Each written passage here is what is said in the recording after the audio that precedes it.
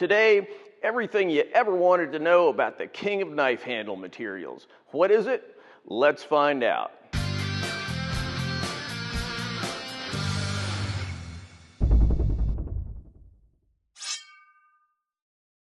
Now, I know a lot of people love antler, burl wood, mother of pearl, Usick, mammoth ivory, all these cool natural materials, but when it comes to custom knives, I bet there are 20 knives made out of this stuff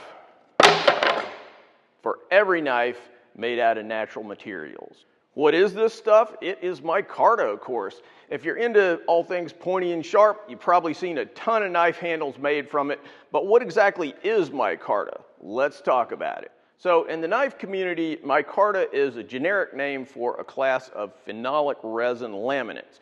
Big mouthful, but I'll get around to explaining that in a minute.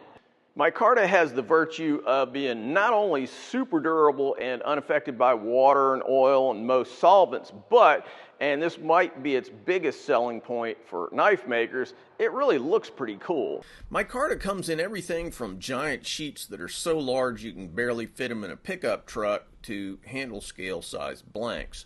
You can find micarta at almost any place that sells knife making supplies. Micarta can be drilled, tapped, milled, filed, sanded, and ground, making it ideal for a wide variety of knives and knife-making practices. It has most of the working advantages of wood, but very few of the disadvantages. Anybody who's made a lot of knives, or for that matter, done cabinetry or anything like that, is familiar with the fact that wood will expand and contract with changes in temperature and humidity. Not micarta. Micarta is actually one of the oldest man-made products in the general class we might consider to be plastic. So micarta is actually a trade name. It was an invention that came out of the Westinghouse Corporation back in the early part of the 20th century. In its most basic form, a bunch of layers of material, originally canvas, but now all kinds of other stuff, were stacked up and immersed in a hardenable resin called phenolic resin. Now, phenolic actually was the first plastic. It was invented by a guy named Dr. Leo Baekeland in 1907, I think, and he marketed it under the trade name Bakelite.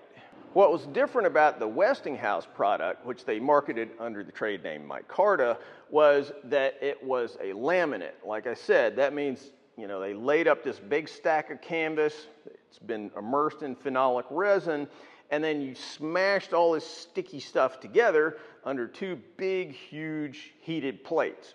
And that cured the material and turned it into nice hard sheets like this. So the combination of the tensile strength, that is the resistance to being pulled apart of the cloth, and the chemical stability, hardness, the workability, all that stuff of the phenolic made this an amazingly tough and durable material. Now originally it was just a sort of dull brown natural color, but later lots of other colors were added to the resins, and that produced, you know, colors like this here. This trade name is now owned by a company called Norplex Micarta, which has one of those complicated histories of, you know, corporate spin-offs and acquisitions and mergers and all this junk that only investment bankers could be interested in. But anyway, the bottom line is that there still is a company with the trade name micarta, you know, a century plus after the invention, still making this stuff. So the term micarta, strictly speaking, is a legal trade name. So a lot of times you'll see the material referred to as phenolic sheet or maybe even just phenolic. But for us in the knife community, pretty much everything that's in the general category of this right here, thermoset laminate, gets called micarta, even if it's not, you know, the legal trade name. And some of these don't even use phenolic as a binder anymore. They use epoxy and other things. But still, everybody calls it micarta. Anyway, for a good 50 or 75 years, micarta just went along as this kind of boring industrial material. It's hidden inside, you know, fuse boxes and stuff like this. But eventually, knife makers came along and adopted it as a material for making handles. Now, over time, Westinghouse and eventually other manufacturers started using other materials besides canvas. So now the term micarta refers not only to layers of canvas, but to layers of linen, which gives you a subtler pattern, but it's also smoother, maybe a little less grippy in the hand, as well as paper micarta, which is made from stacked up paper and has no discernible grain whatsoever.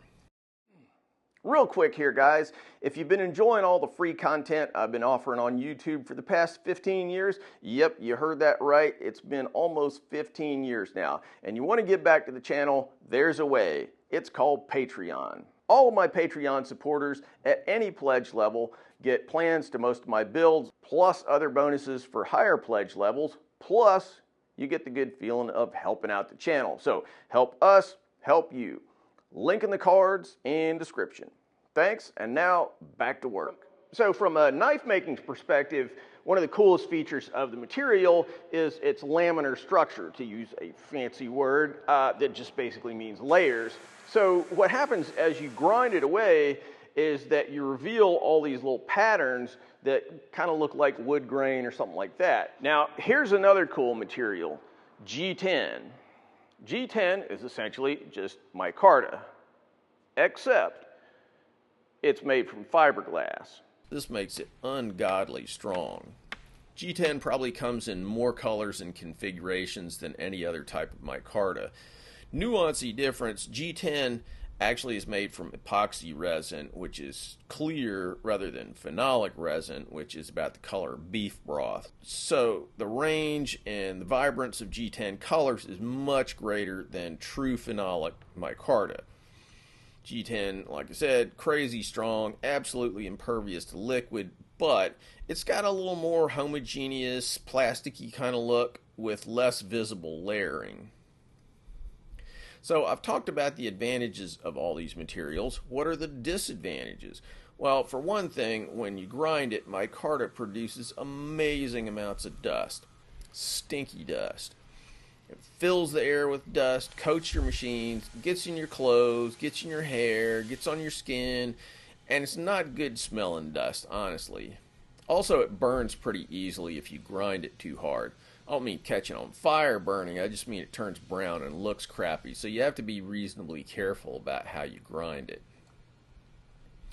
And then there's G10. Like its brother micarta, G10 produces all that stinky dust, but in addition, that dust has microscopic fragments of glass in it. It makes you itch. It's not very good for tool and motor bearings, for machine tool ways, all that kind of stuff.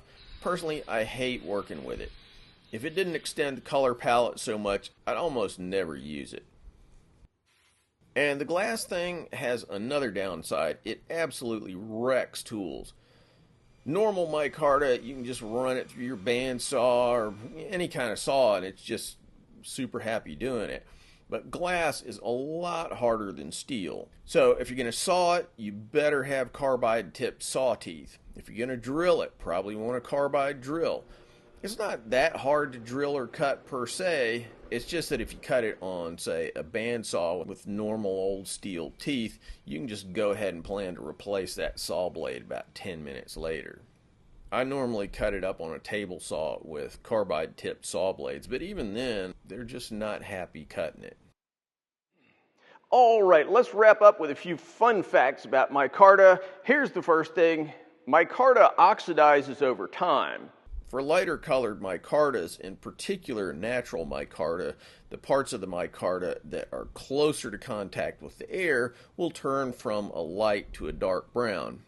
So vintage micarta, yeah, that's a thing, will have natural variations in color that can be used to create cool, subtle patterns. This, for example. See how it fades from light to dark as it runs down the handle?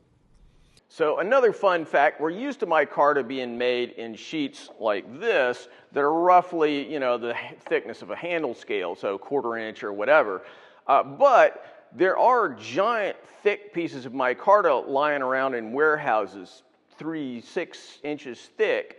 And some of them have been lying there for quite a long time. You can cut them across the grain and get all kinds of different patterns. Combine that with the natural variation of vintage micarta. and you can make tons of amazing things that don't really resemble what we think of as standard micarta.